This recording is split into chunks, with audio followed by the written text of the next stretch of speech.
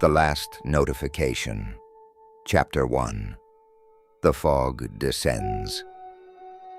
It was just another ordinary night for Clara. She had spent most of the evening scrolling through Reddit, mindlessly browsing threads about conspiracy theories, creepy encounters, and random memes. The clock struck 2 a.m., but the eerie stories on Reddit's no-sleep post had kept her wide awake. She was about to call it a night when she received a notification on her phone. The message appeared in her notification bar. "You have a new follower?" Clara was puzzled. She wasn't active on social media, and her profiles were private. She swiped down to see which app had sent the notification, but there was nothing there. Confused, she shrugged it off, thinking it was just a glitch. A few minutes later, her phone buzzed again. This time it was a direct message on Reddit from a user she didn't recognize. The username was a random string of numbers and letters, and the message was simple. "Look behind you." Her heart skipped a beat. It was probably a prank, she thought. One of those trolls who enjoyed messing with people late at night. Ignoring it, she locked her phone and set it down, deciding it was time to sleep. But she couldn't shake the uneasy feeling that crept over her. What if it wasn't a prank? The thought nagged at her until she finally turned around to check.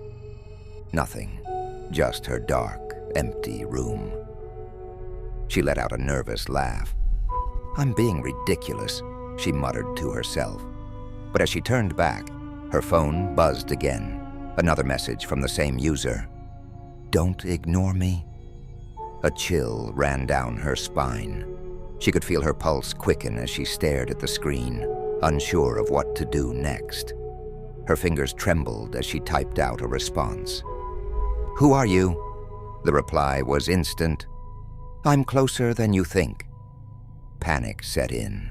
She jumped out of bed, checking every corner of her room, her heart pounding. She locked the door and closed the windows, but there was no one there. Another message came through. "That won't help." Clara's breathing became shallow. She knew she had to call someone, anyone.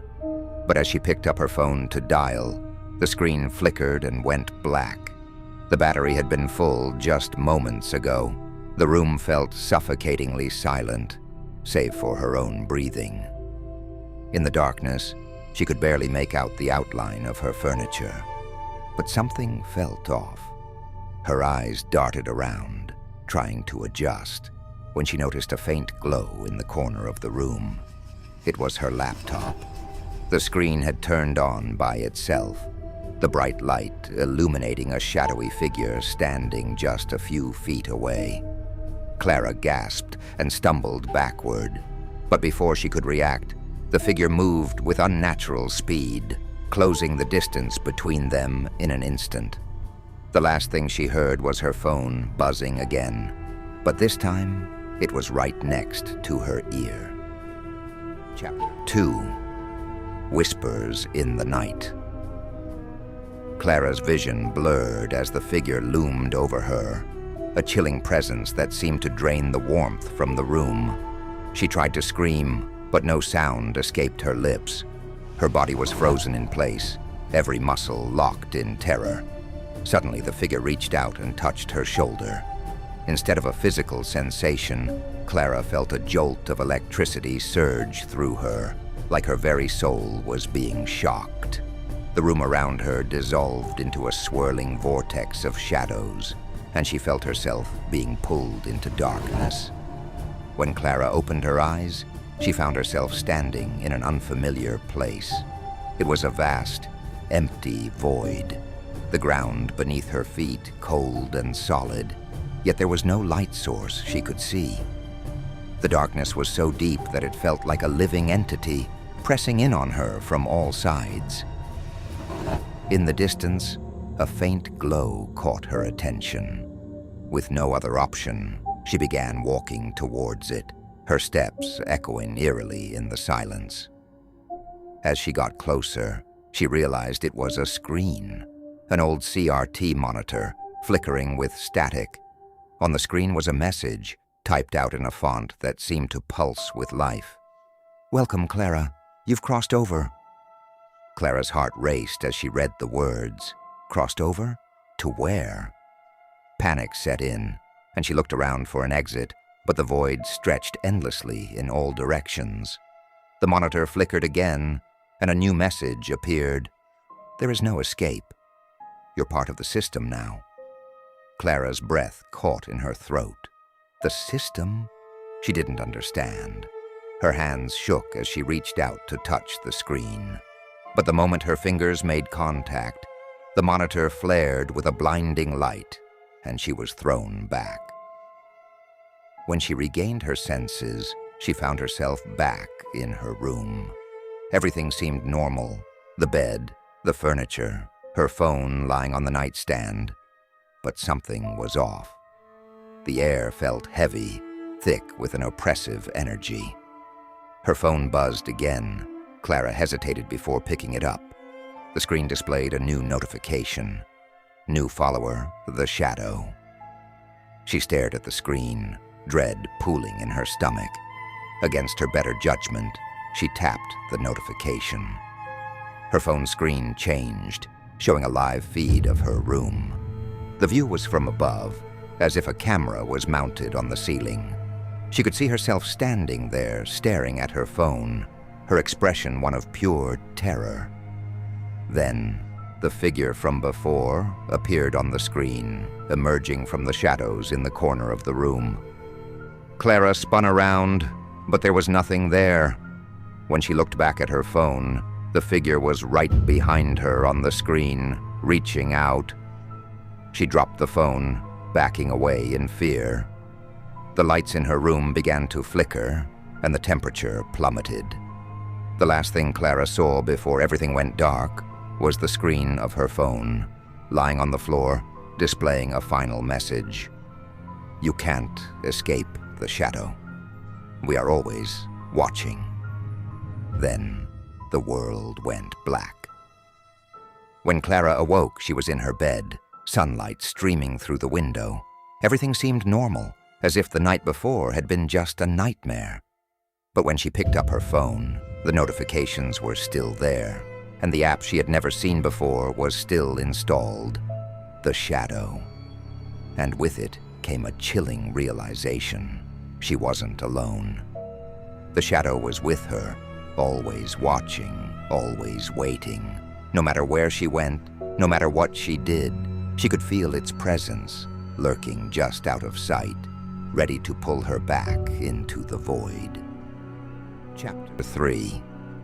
Let the games begin.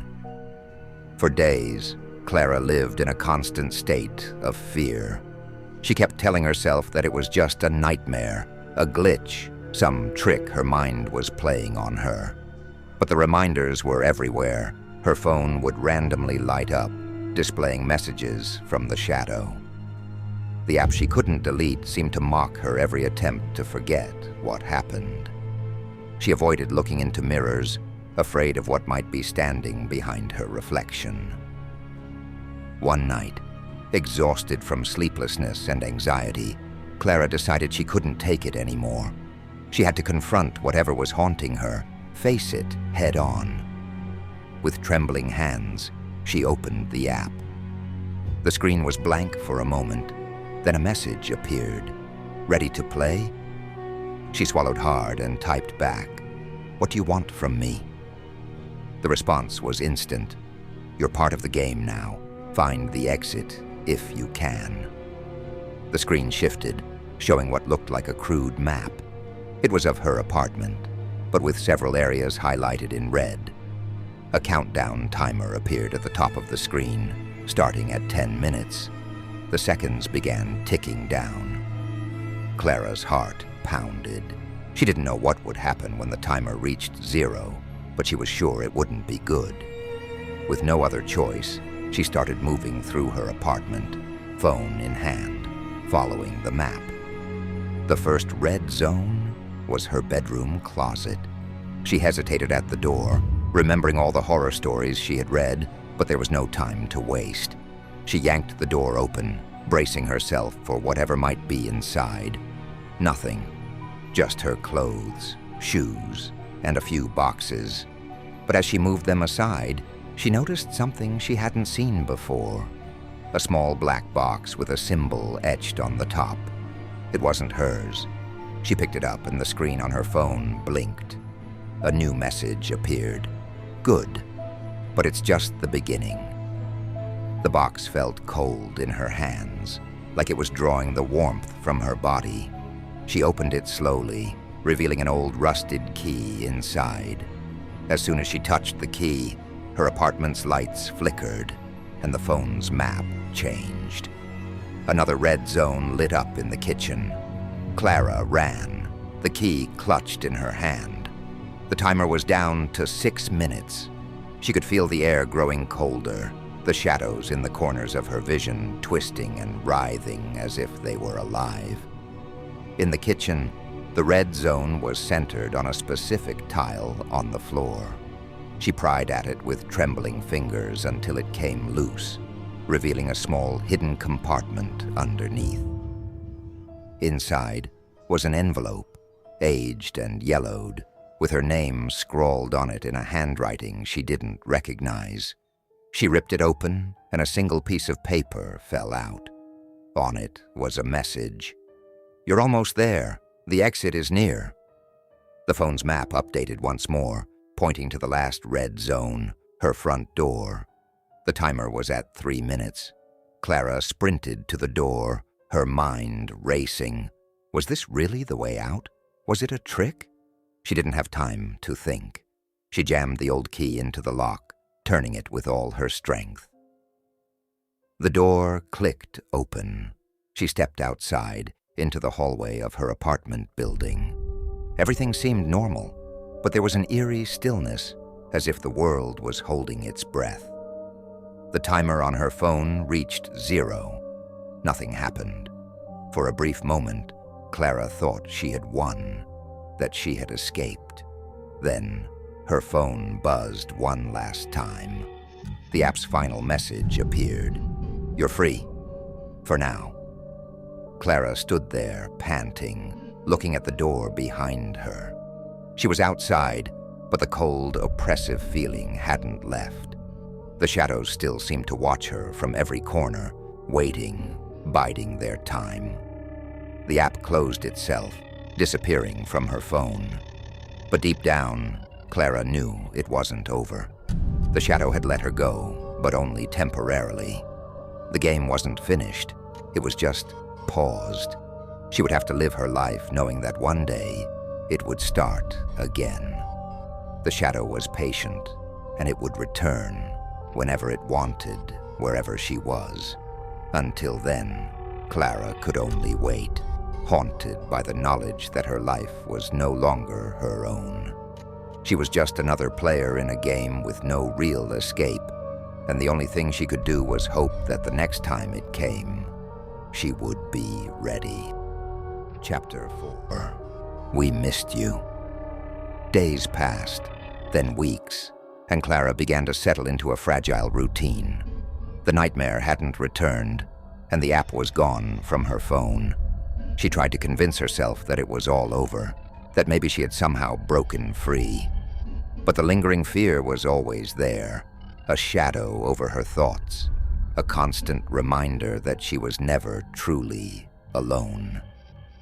She started seeing a therapist, Dr. Matthews, who specialized in trauma and anxiety. Dr. Matthews listened patiently as Clara recounted the terrifying events, never once dismissing her fears as mere hallucinations. Instead, he encouraged her to face the darkness head-on, to reclaim her life piece by piece. For a while, it worked. Clara began to sleep through the night, the cold dread in her chest gradually easing. She even started going out more, reconnecting with friends, trying to live as normally as possible. But the sense of impending doom never fully faded. Every creak of the floorboards, every flicker of a shadow in the corner of her eye sent her heart racing. She became hyper-aware of her surroundings, constantly looking over her shoulder expecting the shadow to reappear.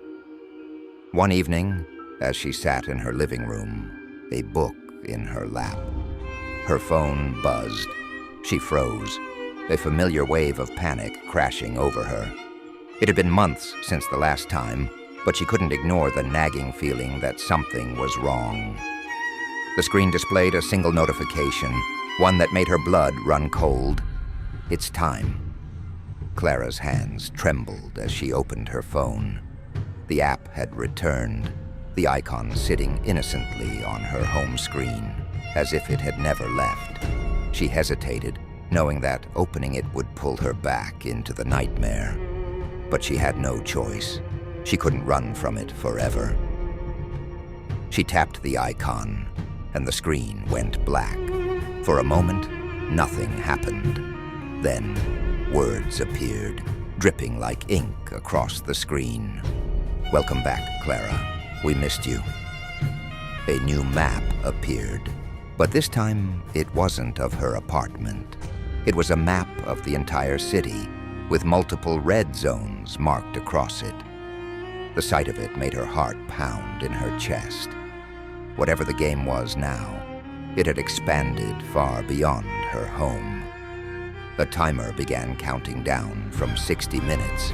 Clara had 1 hour. She grabbed her keys and ran out the door, her mind racing.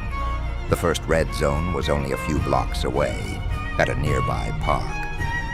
She sprinted down the street, not caring that it was late and dark.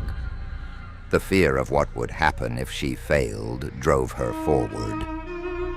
When she reached the park, the shadows seemed to dance around her, alive with malevolent intent. The app beeped, directing her to a specific bench. As she approached it, she noticed something lying on the ground, a small black box, identical to the one she had found in her closet. She picked it up, her fingers numb from the cold. Inside was another key, this one rusted and ancient, along with a slip of paper that read, "The path is clear. Follow it." The app's map updated, guiding her to the next red zone. Clara ran, her breath visible in the chilly night air. She followed the path through the empty streets, the city's familiar sights now twisted by the knowledge that something else was out there with her. The second red zone was an old abandoned building on the outskirts of town. Clara hesitated at the entrance, the decaying structure looming ominously over her. But the timer was down to 40 minutes, and she couldn't afford to lose time. Inside, the building was a labyrinth of dark corridors and crumbling walls. The app led her deeper into the maze until she reached a locked door at the far end of a hallway. The key fit perfectly, and as she turned it, the door creaked open. Inside was a room filled with mirrors, each one reflecting Clara's terrified expression back at her from different angles. In the center of the room was another box, slightly larger than the previous ones. She approached it cautiously, her reflection moving with her in the mirrors, but something was off. The reflections weren't just mimicking her movements. They were watching her, their eyes following her with a sinister intelligence. She opened the box, revealing a small old-fashioned pocket watch. It wasn't ticking, but when she picked it up, the app buzzed with a new message. "Time is running out. Find the last piece." The final red zone was marked at an address Clara didn't recognize. She had only 20 minutes left. She raced through the streets, the cityscape blurring past her as she followed the map.